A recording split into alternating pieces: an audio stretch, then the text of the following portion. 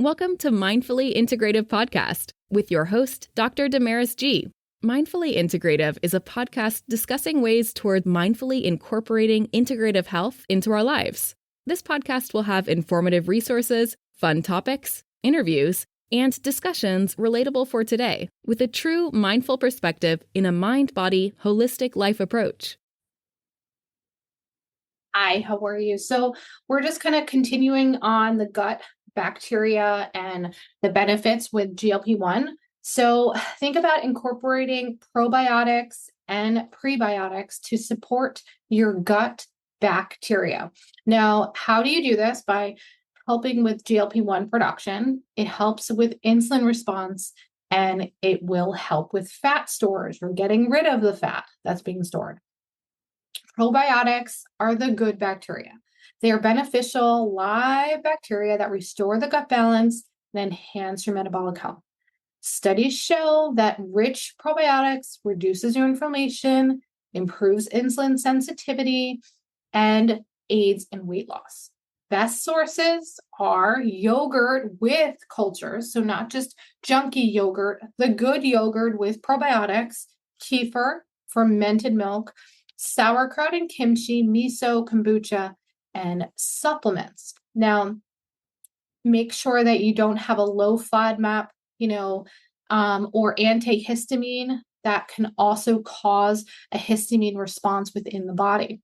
Now, metabolic benefits of probiotics, if they're done properly, is one, they enhance the gut barrier. Like I had said, leaky gut and inflammation. So you're increasing the GLP-1 secretion by helping control appetite and blood sugar. We can do this. You can do this. Okay. So you're doing that. And then you are increasing and regulating your fat metabolism by having less and less fat accumulation, right?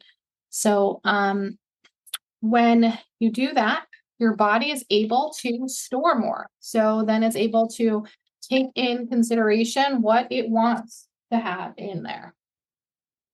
Then probiotics are a good source, or prebiotics. So prebiotics, think before the probiotic, are garlic, asparagus, beans, bananas, apples, flaxseed, chia seeds, oats, whole foods. Think about the bigger the whole foods, the better it is for your body. Lentils, beans, chickpeas. Oh, I can go on and on. Better for your digestion, better for you. Trust me, it's going to be better in the long run. Okay. And it'll be beneficial for your body. Movement, of course, will also be a factor.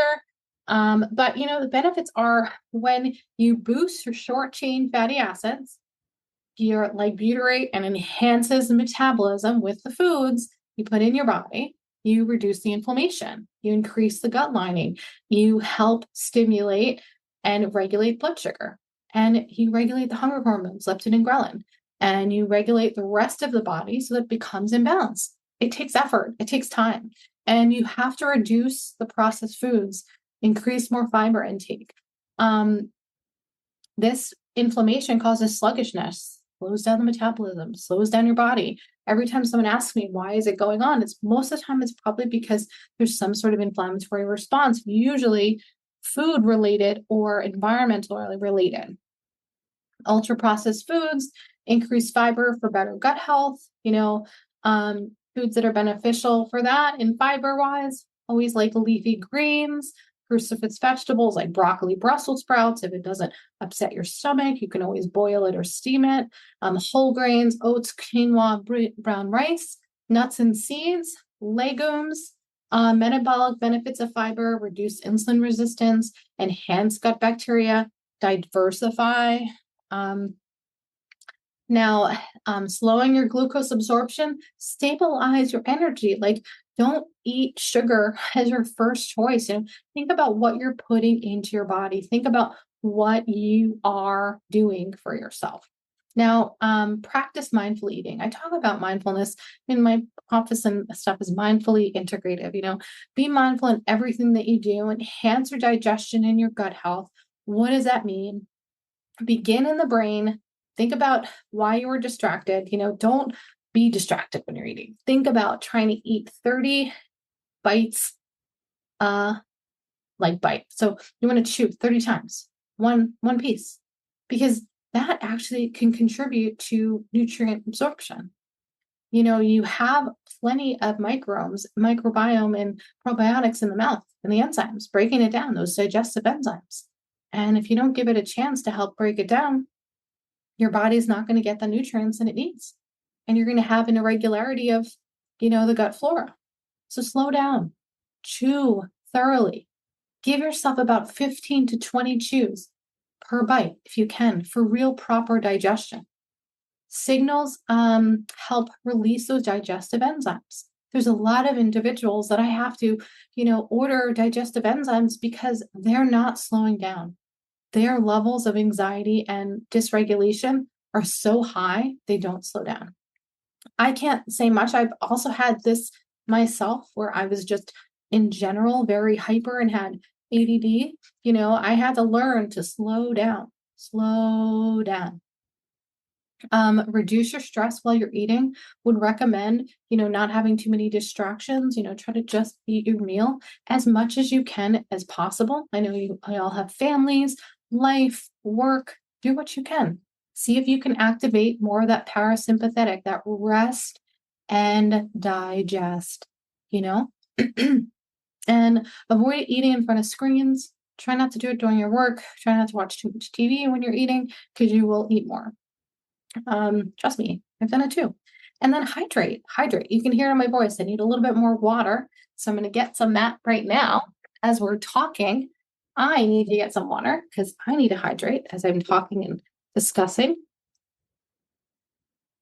Sipping water between meals keeps digestion optimal. So I always tell people, if you want to know how to hydrate, get yourself a water bottle with a straw, put different ones in different parts of your office, your work, around your house, and just keep drinking. Just get yourself in the habit of drinking water until you're satisfied. Drink water first so that you're not eating out of hunger. Usually it's because you need to be hydrated. And then eat until when you're satisfied. Don't overeat. Don't overstuff. There's no need. That burdens your body and it makes you feel full. And then you feel kind of like worse later on and tired. And then you actually may not metabolize all of your things. Now, of course, one of the main key takeaways is managing your stress and getting quality sleep for your healthier gut. Chronic stress and poor sleep can disrupt the gut biome. The cortisol levels negatively impact your body. When you stress reduce, meaning you do things like deep breathing, meditation, daily movement, you'd be so surprised as it can help you. It could be as small as just doing a walk. It could be deep breathing. It could help with your microbiome diversity. Now, limit the amount of alcohol and caffeine. I would say over the age of 35, I would recommend less amount of alcohol. Your liver doesn't really want it and your hormones don't like it, especially for women. Caffeine, try to stop around 12 or 1 if you're going to bed in the evening, or at least 6 hours before bed. And how do you optimize your sleep? Now, you're going to have plenty of podcasts that I have on sleep hygiene and best ways to get your environment to that, but consistent schedule between 6 to 9 hours of sleep. Create a good environment, where it's cool, it's dark, and you have a good quality of melatonin to be upticked, and avoid heavy meals, caffeine, and things of like high impact before bed. More relaxation so that it will help with improvement in digestion and in your glucose. And not to do too much screen time, less of the blue light, more of the dimming. They kind of get you into that mindset. So, really prioritize pre and probiotics, whole foods, natural foods, cut down the processed stuff as much as you can, environmental toxins within your body, within the environments, try to avoiding a lot of that, the gunk, and then see where you are in the mindful eating and stress management. How can you enhance your digestion, rest and digest, and then prioritizing the sleep and how do you hydrate each and every day? Take it into consideration, and that's pretty important. See you on the next lesson. Thank you for listening to the Mindfully Integrative Show with Dr. Damaris Maria Grossman, family nurse practitioner. This podcast is for informational and educational purposes only and is not to substitute for professional medical advice, diagnose, or treat. Always consult your healthcare provider before making changes to your healthcare routine. Make sure to subscribe so you don't miss an episode. If you enjoyed our show, please support us by leaving a mindful review on Apple Podcasts or your favorite streaming platform.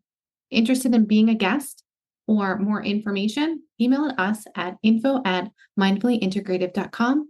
For resources mentioned in the show, visit our website at www.mindfullyintegrative.com. You can also connect mindfully with Dr. Damaris on her social media links found on the site.